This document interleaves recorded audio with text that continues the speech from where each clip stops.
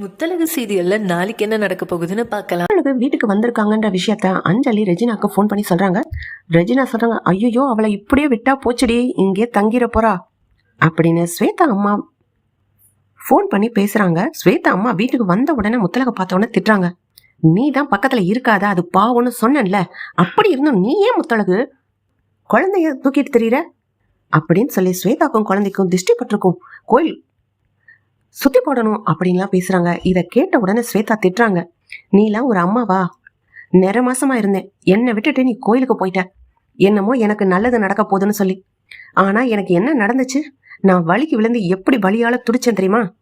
நான் வலிக்கு விழுந்து அடிபட்டு எவ்வளவு கஷ்டப்பட்டு துடிச்சு அழுதுகிட்டு இருந்தேன். முத்தழகு மட்டும் இல்லைன்னு வச்சுக்கோ, என்னையும் குழந்தையும் பாக்குறதே பெரிய கஷ்டமா இருக்கும். அவ்வளவு கஷ்டப்பட்டுட்டோம். அமுதனால ஒண்ணுமே செய்ய முடியல. ஒரு அம்மாவா என் கூட இருந்து உதவ வேண்டிய இடத்துல முத்தழகு மட்டும்தான் இருந்தாங்க. நான் முத்தழகத்தான் என்னோட அம்மா மாதிரி ஸ்தானத்துல நினைக்கிறேன். நீ இனிமே ஒரு வார்த்தை கூட நீ முத்தழக திட்டக்கூடாது. உடனே ரெஜினா சொல்றாங்க, என்ன ஸ்வேதா அம்மாவை போய் இப்படி எல்லாம் பேசுற? அம்மா எல்லாம் கரெக்டா தான் சொல்லுவாங்க. இப்போ உனக்கும் குழந்தை இருக்கு, அஞ்சலியும் கர்ப்பமா இருக்கா. இந்த இடத்துல முத்தழகு இருந்தா அவங்களுக்கு மனசு கஷ்டமா தான் இருக்கும், நம்மளுக்கு குழந்தை இல்லையேன்னு நினைப்பாங்கல்ல அப்படின்னு ரெஜினா சொன்ன உடனே பூமி சொல்றாரு, அதெல்லாம் நீங்க யாரு சொல்றதுக்கு?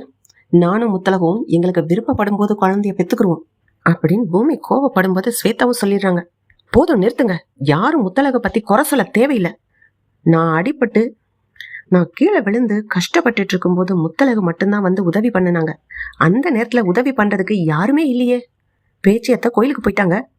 உதவி பண்றவங்க தெய்வத்துக்கு சமம், அவங்கள போய் பழிச்சு பேசுறீங்க. எனக்கு முத்தழகு தான் சாமி மாதிரி தெரியுறாங்க.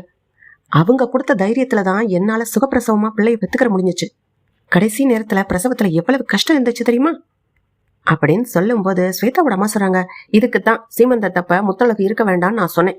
நான் சொன்னது நீ எங்க கேட்ட?